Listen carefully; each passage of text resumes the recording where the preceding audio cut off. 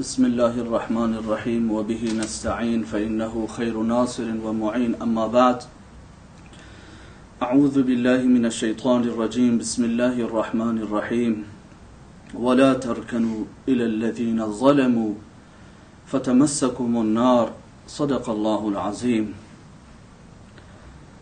رفتن به سوی ظالمان و گام برداشتن به سوی ظالمین به جای خود الله متعال می فرمایند ذره‌ای به سوی ظالمان متمایل نشید. ولا ترکنوا الی الذین ظلموا فتمسکم النار، چرا که آتشی که برای ظالمین مهیا شده مبادا شما رو در بر بگیره. رخ کلامم با شما مردم سرفراز و غیور بلوچستان هست.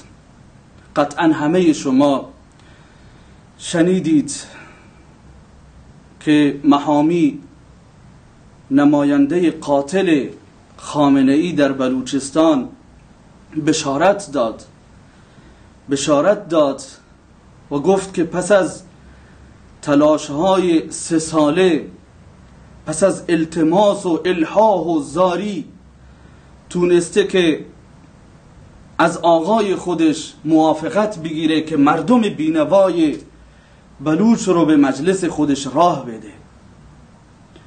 44 سال علمای ما، اندیشمندان ما، نخبگان ما، دلسوزان جامعه ما فریاد زدند، ناله سر دادند، نالیدند از ظلم و ستمها، فریاد زدند، شکوه کردند از جور و جنایتها، نالیدند از ظلم و تبعیضها، از فشارها، از خفقان، از فقر و ناداریها، از فلاکت و دربدریها، از زندان و تجاوزها، از تعرضها، از اهانت و تحقیرها. اما خامنه‌ای نشنید. اکنون چی شده که در آستانه سالگرد مهسا امینی، در آستانه انقلاب ماهو بلوچ ها، در آستانه سالگرد فاجعه خونین زاهدان، محامی و جلادان خامنه‌ای همگی دست پاچه شدند، دست به دست هم دادند که یک مجلس نمایشی رو در قالب دیدار با خامنه‌ای به راه بیندازند. همه دست به دست هم دادند. محامی با نوچه های خودش، سربازان گمراه امام زمان، جلادان خامنه‌ای در سپاه و در استانداری، همه با هم دست پاچه هستند و در به در میگردند تا چند نفر رو تطمیع بکنند، تهدید بکنند و اونها رو به مجلس خامنه‌ای ببرند. قطعا شنیدید سخنان این مردک، معاون سیاسی استانداری شریفی رو که پوزیشن آدم‌های درست حسابی رو به خودش گرفته بود و بیانیه داد و گفت ما قرار هست 2000 نفر از مردم بلوچ رو به عنوان نمایندگان واقعی مردم بلوچ به مجلس خامنه‌ای بفرستیم. مردم بلوچ، شما شاید این افراد رو نشناسید. همین مردک شریفی در سال 91 از جلادان وزارت اطلاعات بود. کسی بود که تو سال 91 با دستان خودش ما رو و تمامی زندانیان رو شکنجه می کرد. بیرحمان ترین شکنجه ها رو به زندانیان می کرد. یکی از خبیثترین جلادان خامنه‌ای، یکی از بلوچ ستیزترین جلادان خامنه‌ای در اداره اطلاعات بود.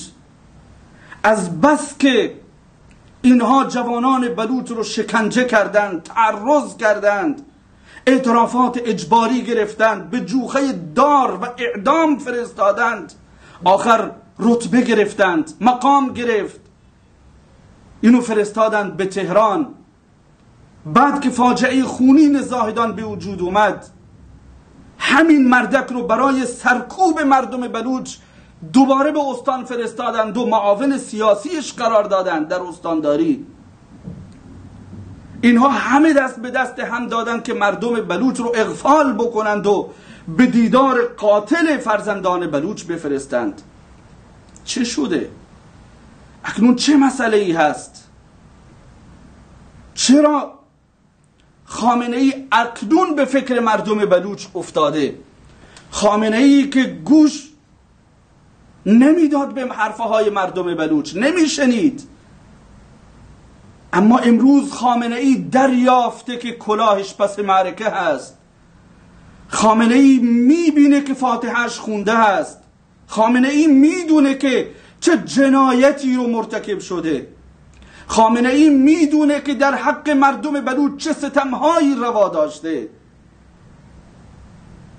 خامنه ای میبینه که 1 سال تمام خودش رو به کری زده بود، فریاد مردم ما رو نمیشنوید. 1 سال تمام آه و ناله های مادران شهدای ما رو خامنه ای نشنید. زجه های کودکان یتیم ما رو بر سر مزار پدرانشون نشنید.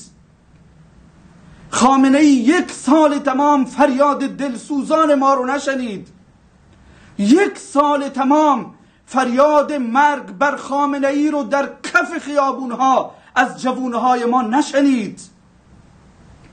اکنون به فکر مردم بلوچ رسیده. اکنون میخواد که چند ملای مجهول الحال رو عبا و قبا بر تن بده و به مجلسش دعوت بکنه، با چند تا نخبه نما و چند تا ریش سفیدی که سر به تنشون نمیارزه، اونها رو به عنوان نمایندگان بلوچ به مجلسش دعوت بکنه که از او تعریف و تمجید بکنند، مداحی بکنند، چاپلوسی بکنند تو مجلسش، بهش گل و بلبل بگند. در ظرف این 44 سال مگر شما 1 بار هم سراغ دارید که خامنه ای کسی رو به مجلس دعوت بکنه، یک خبرنگاری رو به مجلسش دعوت بکنه که از او در یک مصاحبه چالشی از او انتقاد بکنه؟ کلا و هاشا، جز مداح، جز چاپلوس، جز یاوهگو کسی رو به مجلس خودش راه نداده. چطور اکنون به فکر مردم بلوچ افتاده؟ خامنه ای به عنوان آخرین تیری که در تیردان خودش داره میخواد از اون استفاده بکنه. میخواد علمای ربانی و در رأس حضرت شیخ الاسلام رو به حاشیه ببره با همین ملاهای درباری که میخواد به مجلس خودش دعوت بکنه.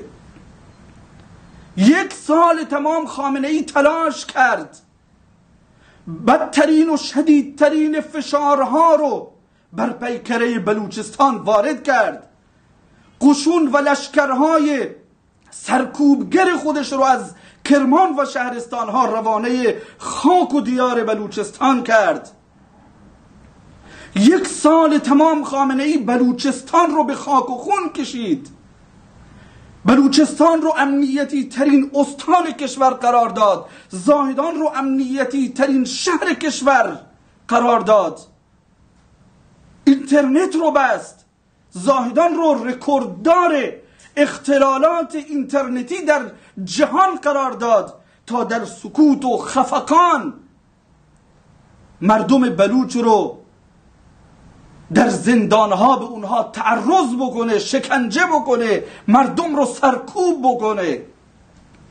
اما وقتی خامنه ای دید که مردم بلوچ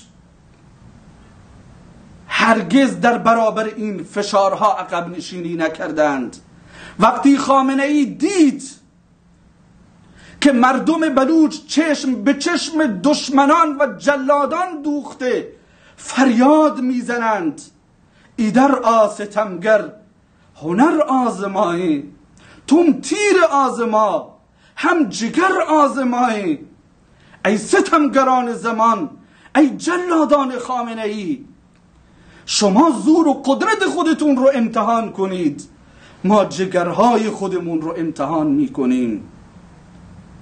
خامنه ای وقتی دید که با فشار و زندان و تجاوز و تعرض فشار مرگ بر خامنه ای در خیابانهای بلوچستان کوبنده تر میشه، خامنه ای وقتی دید نمیتونه با این فشارها قامت بلند حضرت شیخ الاسلام حفظه الله رو خم کنه، اون وقت به عنوان آخرین تیری که از تیردان خودش در آورده میخواد علمای ربانی رو، علمای مردمی رو، حضرت شیخ الاسلام رو به حاشیه ببره و بگه که مردم بلوچ با او هیچ مشکلی ندارند. 1 سال تمام خامنه ای نه به کودکان رحم کرد، نه به مادران ما دل سوخت، نه به دانشجویان ما رحم کرد و نه به ریش سفیدان و علمای مسن و ریش سفید ما از اونها چشم پوشی کرد. امروز خامنه ای دریافته که نمیتونه خودش رو با مردم بلوچ گلاویز بکنه، میخواد که یک مجلس نمایشی راه بیاندازد. من از مردم عزیزم میخواهم، از علمای کرام، علمای معزز، علمای ربانی، عزت و اقتدار خودتون رو حفظ بکنید، شرف خودتون رو حفظ بکنید. این لباسی که در تن دارید، بر تن دارید، عزت این لباس رو حفظ بکنید. قسم به خدا اگر عزت خودتون رو ندونستید، امروز همان گونه که روحانیت شیعه منفور جوانان هستند و عمامه های اونها رو به هوا میپرانند، اگر شما از مواضع خودتون عدول کردید، اگر شما این لباس خودتون رو فروختید، مطمئن باشید که شما هم در دید جوانان بلوچ ارزش خودتون رو از دست خواهید داد. اگر فقیرید با نان جو بسازید، اگر ندارید دست به سوی جوانان دراز بکنید، جوانان به شما کمک میکنند. اما دست به سوی قاتلان فرزندان ما دراز نکنید. چون علی درساز با نان شعیر، گردن مرحب شکن خیبر بگیر، پشت پا زن تخت کیکاووس را، سر بده از کف مده ناموس را. ناموس خودتون رو معامله نکنید مردم بلوچ، ریش سفیدان معزز، عزت خودتون رو حفظ بکنید، شرف خودتون رو حفظ کنید، غیرت بلوچی خودتون رو به بهای اندک معامله نکنید. غیرتتون رو با یک استخوانی که سربازان خامنه ای جلو شما می اندازند بها نکنید و نفروشید. مطمئن باشید که اگر شما صف مردم رو رها کردید، در کنار مردم نایستادید، به مردم پشت کردید، ارزش خودتون رو از دست خواهید داد. من امروز با صراحت به شما میگویم، با دلی پردرد و آه به شما میگویم، تویی که امروز بار سفر بسته به دیدار خامنه ای میری، پا روی خون جوانان ما گذاشتی، پا روی خون شهید یاسرها گذاشتی، پا روی خون شهید نائب زهی ها و شهید هاشم زهی ها و شهید آنشینی ها و نارویی ها گذاشتی. شرم کن از آه مادران، شرم کن از زجه های کودکان یتیمی که جلادان خامنه ای به اونها رحم نکردند. شرم کنید از محاسن علمایی که محاسن سفیدشون رو فدا کردند و عزت خودشون رو نفروختند. و امروز در زندانها تحت شکنجه جلادان خامنه‌ای قرار دارند. شرم کنید و نروید به مجلسی که خامنه‌ای برپا کرده. اگر نمیتونید بهانه‌ای درست بکنید، اما به این مجلس نروید که هم مقهور الله متعال قرار میگیرید و هم منفور جامعه بلوچستان. بلوچ باشید، بلوچ بمانید، در کنار مردم بلوچ با عزت و سرفراز زندگی کنید. قسم به خدا که با عزت مردن در کنار بینوایان بلوچ، با شرافت زندگی کردن در کنار شهدای مظلوم بلوچ و مردن در کنار این بینوایان بهتر است از زندگی کردن در کنار این ظالمین و جلادان خامنه‌ای. امیدوارم که به خود بیاییم، امیدوارم که آگاه باشیم، امیدوارم که این توطئه کثیف، این سناریوی متعفنی رو که جلادان خامنه‌ای طراحی کردند از او آگاه باشید، به خود بیایید و در کنار مردم بایستید. و ما علینا الا البلاغ المبین.